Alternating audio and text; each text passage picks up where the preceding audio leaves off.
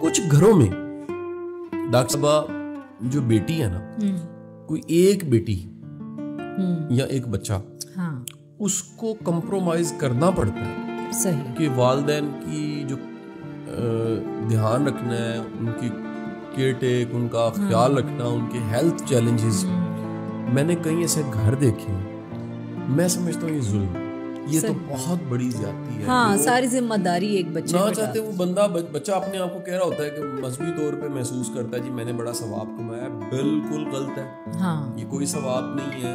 शरई तौर पे उसका राइट है, लीगली उसका राइट है, उसको वक्त पे सेटल कर देना चाहिए था।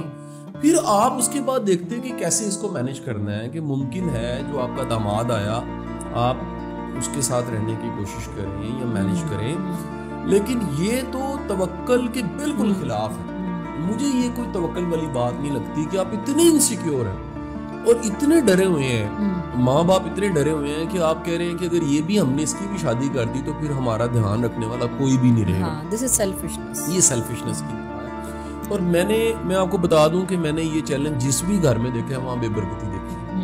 ये बेबरकती देखी है, क्योंकि होता कि खास उम्र के बाद ना वैसे ही शख्सियत में, पर्सनैलिटी में कुछ डिसऑर्डर्स आ जाते हैं। बिल्कुल।